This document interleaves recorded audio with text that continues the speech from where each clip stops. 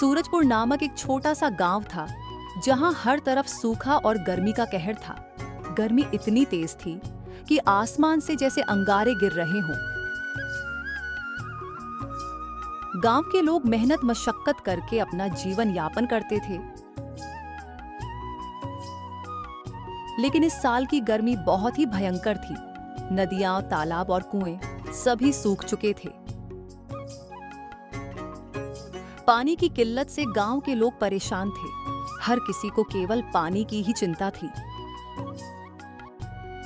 गांव में एक पुरानी चाय की दुकान थी जहां दिन भर कुछ लोग जमा होते थे,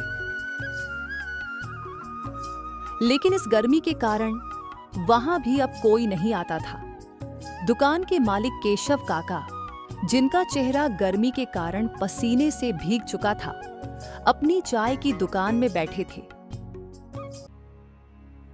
काका ने कहा, हे भगवान, आज तो सूर्यदेव आग उगल रहे हैं। लगता है जैसे आसमान से अंगारे बरस रहे हैं। प्यास के मारे जान निकल रही है।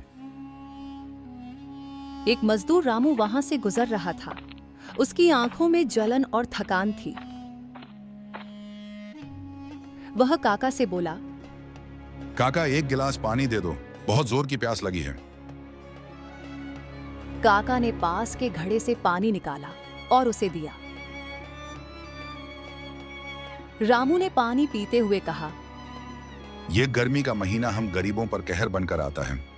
इतनी गर्मी में घर से बाहर आना भी मुश्किल है और हमें काम करना पड़ रहा है। क्या करें, पेट भरना है। काका ने कहा, बिल्कुल बेटा, पेट तो भरना ही है, पर सरकार को हमारी मदद करनी चाहिए। सुन रहा हूं, सरकार ने सूखा राहत के लिए कुछ मदद की योजना बनाई है।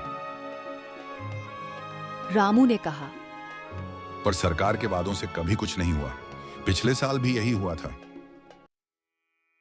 काका मुस्कुराए और बोले, चिंता मत करो, अब की बार सरकार कुछ करेगी।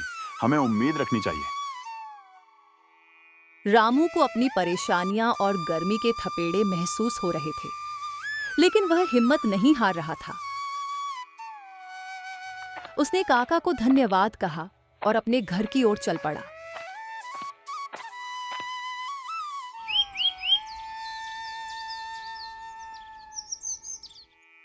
रामू का घर बहुत ही साधारण था और उसके साथ उसकी पत्नी लता और बीमार बच्चा अर्जुन रहते थे। रामू घर पहुंचते ही लता से बोला, लता, आज भी कमाई कम हुई है। पानी का भी बहुत संकट है और अर्जुन की तबीयत भी ठीक नहीं है। लता ने कहा, हमारे पास पानी तो बचा ही नहीं है। अर्जुन के बुखार के कारण घर में कोई काम भी नहीं हो रहा है। रामू की आंखों में उदासी थी।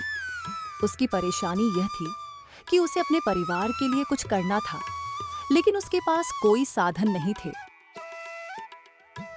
वह बोला, ठीक है लता, मैं कुछ करता हूँ। कहीं से पानी लाने की कोशिश करता हूँ और कल से मैं कुछ काम देखता हूँ।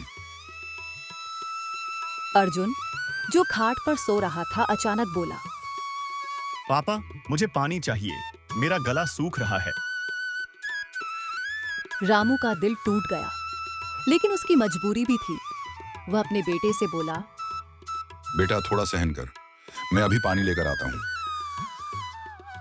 वह बिना किसी विश्राम के पानी के लिए निकल पड़ा। रास्ते में वह गांव के पास स्थित एक पुराने तालाब की ओर बढ़ा, जहां थोड़ी बहुत पानी की उम्मीद थी। तालाब में पानी बहुत गंदा था, लेकिन मजबूरी के चलते उसने वह पानी भर लिया और घर की ओर वापस लौट पड़ा।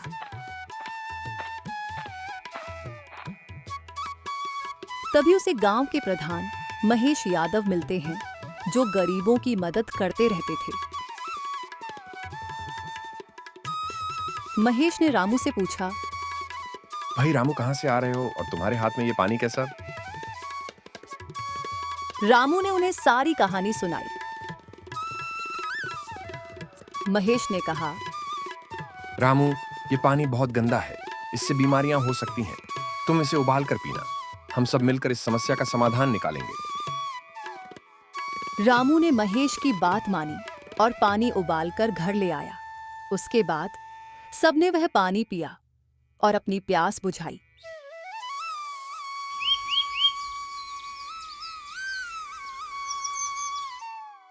अगले दिन रामू के घर में खाने के लिए कुछ नहीं था।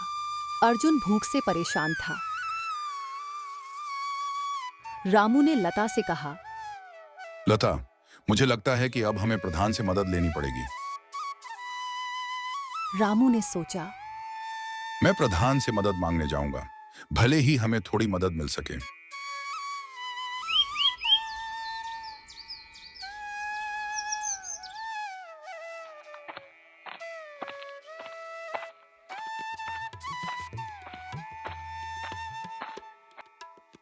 रामू प्रधान के घर गया और मदद की गुहार लगाई। प्रधान ने कहा, रामू, तुम्हारी स्थिति तो बहुत खराब है, लेकिन मेरी भी कोई मदद नहीं कर सकती। तुमने पहले जो कर्ज लिया था उसे चुकाओ, फिर देखेंगे। रामू ने कहा, प्रधान जी, मैं मेहनत से कमाता हूँ, भीख नहीं मांगता, लेकिन इस बार हालात बहुत बुरे हैं, कृपया थोड़ी मदद करो।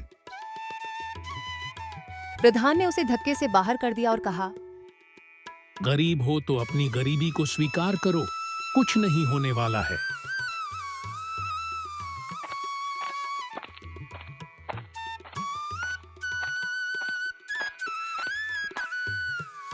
रामू की आंखों में आंसू थे, लेकिन उसने हार नहीं मानी। वह वापस घर लौटा, लेकिन रास्ते में उसे एक पुराना दोस्त विजय मिलता है, जो अब बहुत अमीर हो चुका था। विजय ने रामू की परेशानी सुनी और उसकी मदद की। भाई रामू, मेरे होते हुए तुम दर दर की ठोकरें खा रहे हो। चलो मेरे साथ प्रधान के पास उसका पैसा लौटा देंगे। विजय ने रामू को कर्ज चुकाने के लिए पैसे दिए और रामू ने प्रधान से कर्ज चुकाया।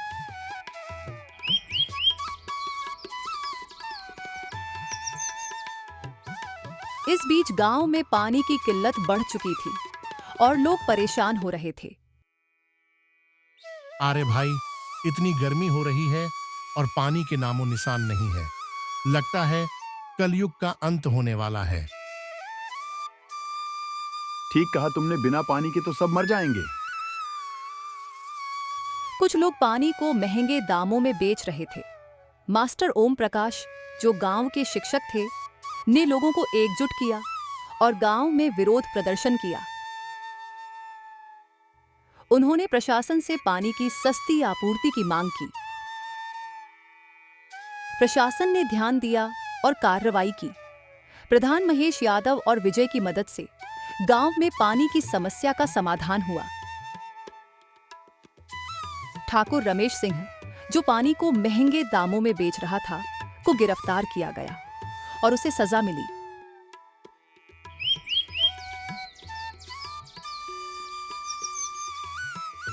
गांव वाले अब खुशी से जीवन जीने लगे। रामू और उसका परिवार भी अब सुखी था। गांव में फिर से एकता और सहयोग की भावना जगी थी।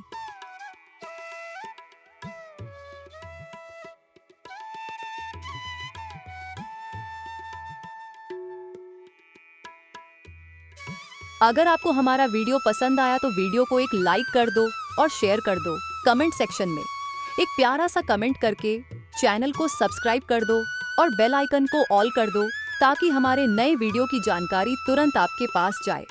धन्यवाद।